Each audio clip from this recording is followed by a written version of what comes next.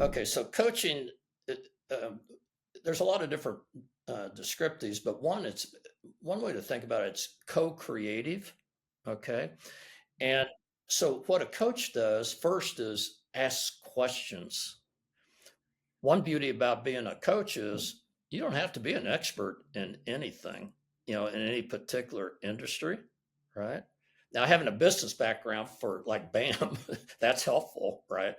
But you don't have to understand the industry. What you need to do is ask questions that draw out and help the person think through the situations that they're in. And one way to describe that is I help coaches, all coaches should help the client coachee to gain clarity on what they truly want and the purpose and their purpose regarding their life or that particular area of their life. And then we help them get curious about anything that's holding them back and then help them discover the appropriate steps to move forward. Another thing that we do, the fourth thing, is we help people dream. A client here a few months ago, she thanked me and she said, John, I've learned how to dream again. Oh, that's Dream beautiful. again.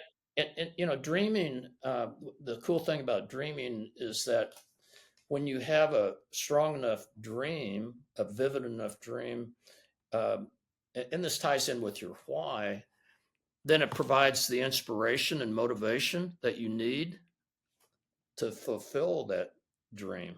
Yeah, John, I know there's a fifth one in your list, but I got to ask you. I want you to dig down a little bit because when you said that, it just struck me how many people I know that this life has beat dreaming out of them. Oh yeah, They right, stopped doing that when they were kids. right. They dreamed of this. They dreamed, and we're not talking about just what you want to be when you grow up. We're talking about much bigger things than that. Well, what? Come to that just a little bit. Well, there's parts to dreaming. So I'm teaching a class Wednesday night at our church, right? And so one of the exercises that we do each week is I ask them, well, what are your dreams related to this particular area of your life? And so one, they always kind of rear back, like, well, I don't know, and then so let's take you and I, we both have grandkids, right? So I won't coach you. I won't put you on the spot right now. But if you were dreaming about something related to your family, your grandkids, I would ask. So Mike, it's been 2 years since we've seen each other. How you been? How you been? That dream you were working on, with the grandkids. How is that? Could you describe that to me? And usually it's kind of slow. And I said, well, what's it look like? What do you visualize? Okay. Well, what's it sound like?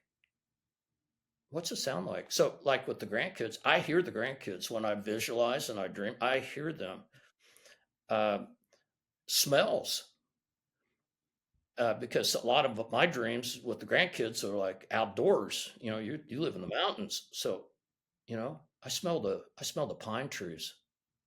I smell that stuff. So it's getting not you get all your to truly dream. I think you have to get all your senses out there to bring it alive.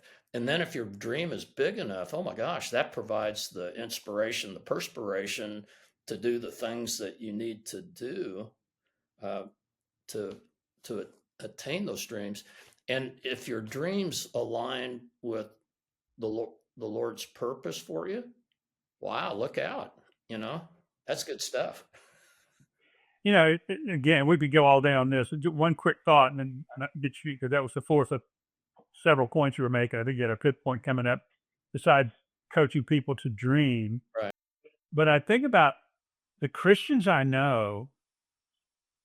Well, people in general, but Christians in particular, they just don't dream. They either feel like it's selfish or pie in the sky, and yet, the characters of Scripture they might have not used the word, but they were visionary. They dreamed of I mean, Hebrews 11 is all about dreamers. Not one person in the book in Hebrews 11 got what they were dreaming of, but they persevered anyway.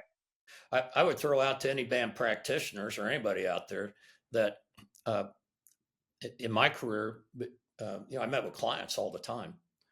And so, I'd work up the agenda and then I would visualize the meeting. I would go through the whole meeting in my head, right?